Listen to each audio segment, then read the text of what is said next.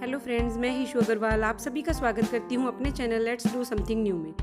Friends, जब भी हम इस तरह के 3D आर्ट पीस देखते हैं तो हमारे मन में पहला क्वेश्चन ये आता है कि इन्हें बनाना कितना मुश्किल होगा, है ना। लेकिन इन्हें बनाना बिल्कुल भी मुश्किल नहीं है, बहुत ही ईजी है। बस ये है कि एक बार आपको इनका मैकेनिज्म समझ में आना चाहिए। एक्चुअली इनके जो पीसीज होते हैं, अगर आपको वो क्लियर हो गए कि कैसे बनाने हैं और कौन सा वाला साइज़ आपको चाहिए है, तो समझिए आपके सारे आर्ट पीस जो है प्रॉपर बनेंगे। देख रहे हैं आप इसकी फिश की स्केलिंग, एक एक पीस बिल्कुल एक जैसा। और इन दोनों में डिफरेंस देखिए, एक छोटे पीसेस से बना है ये पेंगुइन और फिश थोड़े बड़े पीसेस से। तो कौन सा पीस हमें किस आर्ट के लिए चाहिए है, एक पीस को हम कितने बाय कितने का लें, कैसे लें, एक शीट को कितने पार्ट्स में डिवाइड करें, और भी बहुत सारे क्वेश्चंस के आंसर जो आपके दिलों में होते होंगे, मैं उन सबको आज सॉल्व करने आई हूँ। बस वीडियो को पूरा देखिएगा, साथ बने रहिए मेरे, समझिएगा इसको मैंने कैसे बनाया है। इनको बनाने से लेकर इनको संभालने तक की पूरी जानकारी मैं आपको दूंगी इस वीडियो में। बस मेरे साथ बने रहिए और कुछ देर के बाद हम वीडियो शुरू करते हैं। लेकिन उससे पहले जल्दी से चैनल को सब्सक्राइब करके बेल आइकन दबा दीजिए ताकि मेरे आने वाले वीडियोस की इन्फॉर्मेशन पहुंचे सबसे पहले आप तक। तो सबसे पहले हमने ये A4 शीट को 2 पार्ट्स में डिवाइड कर लिया है, ये देखिए।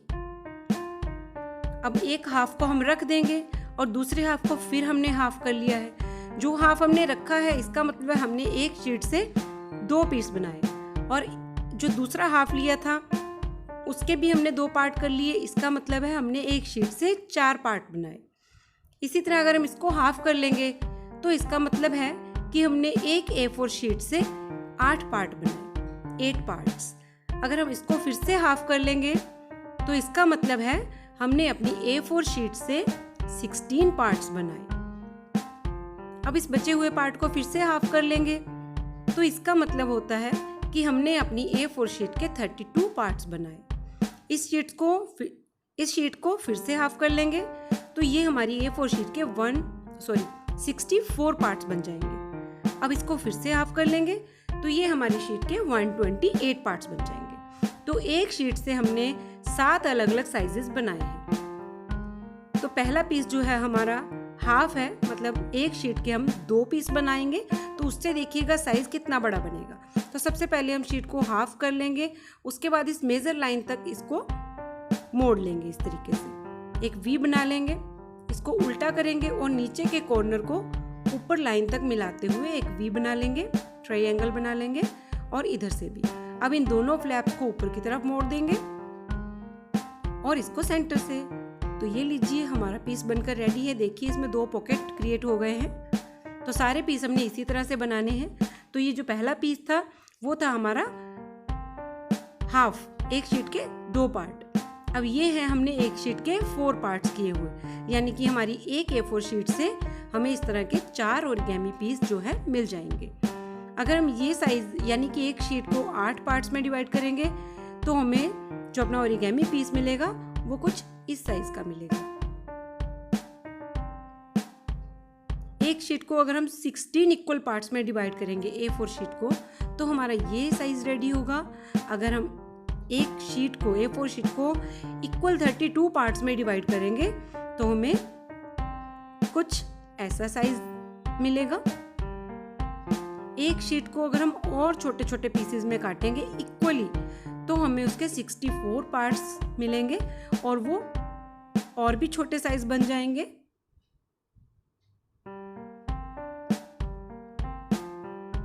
ये देखिए कुछ ऐसा। और ये है हमारा लास्ट पीस। ये हमने 128 पार्ट, एक A4 शीट के 128 पार्ट किए हैं इक्वल, तो हमें ये वाला साइज मिला है। ये देखिए। लेकिन ये जो एक शीट से 32 पार्ट्स बनाते हैं ना, सबसे बेस्ट साइज मुझे यही लगता है। मुझे क्या, ज़्यादातर आर्ट वर्क जो होता है, आर्ट जो आपके प्रोजेक्ट्स बनेंगे वो इसी साइज से बनेंगे। इसका अप्रॉक्सीमेट साइज जो होता है वो 5.5 से लेके 3.5 का होता है। 5.5 बाय 3.5। ये थोड़ा बहुत कम ज़्यादा हो सकता है, कई बार ये 5.2 या 3 आ जाता है, तो 3.5 से थोड़ा ज़्यादा 5, 6 या 7 तक भी चला जाता है। वो डिपेंड करता है कि आपकी A4 शीट जो है वो कैसी कटी हुई है। उसके बाद जो दूसरा कंफर्टेबल साइज़ है वो है एक शीट के 64 पार्ट्स। उसके अलावा सबसे छोटे से लेके सबसे बड़े पार्ट तक, यानी कि एक शीट के सिंगल पार्ट से लेके एक शीट के 2 पार्ट करने तक या फिर 3 पार्ट करने तक, जो साइज़ आपको बनाना है अपने प्रोजेक्ट का, उसी तरीके के आप इनको शीट्स को डिवाइड कर लीजिएगा। लेकिन ज़्यादातर हम जो पार्ट्स बनाते हैं वो 32। अब बारी आती है इनको संभालने की, उनको रखने की। ये देखिए, इनको एक के बीच इस तरह से एक पॉकेट के अंदर इस तरह से दूसरे को डाल के रखा जाता है और फिंगर्स की हेल्प से इनको इस तरह से ऊपर से ब्रॉड किया जाता है। तो इसी तरीके से हम अगला पीस डाल लेंगे और फिंगर की हेल्प से इसको ठीक कर लेंगे, शेप दे लेंगे। सारे पार्ट्स हम इसमें इसी तरह से लगा लेंगे जितने हमने अभी बनाए हैं 7। यानी कि छोटे पार्ट को लगाने के लिए हमेशा आपको एक ऊपर बड़ा पार्ट चाहिए होता है ताकि आप उसकी शेप को अच्छे से दे सकें। ये देखिए, अब आपको कुछ डिफरेंस पता चल रहा होगा। नीचे के 4 पार्ट और ऊपर के 3 पार्ट बिल्कुल अलग अलग हैं। ऊपर के तीनों पार्ट्स के पॉकेट खुले हुए नहीं हैं क्योंकि हमने इसके आगे बड़े पार्ट्स को इंसर्ट नहीं किया था। यहाँ से कुछ हल्की फुल्की शेप आनी शुरू हुई, लेकिन जो प्रॉपर शेप है वो पीछे के 4 की है, 4 पार्ट्स की है, क्योंकि इसके आगे हमने 3 बड़े पार्ट्स लगा रखे थे। तो उनको थोड़ी मजबूती मिल जाती है अंदर पार्ट्स को एक दूसरे के अंदर इंसर्ट होने के लिए। अब ये देखिए, मैंने इतनी लंबी रो बनाई हुई है, तकरीबन 15 से 20 पार्ट होंगे।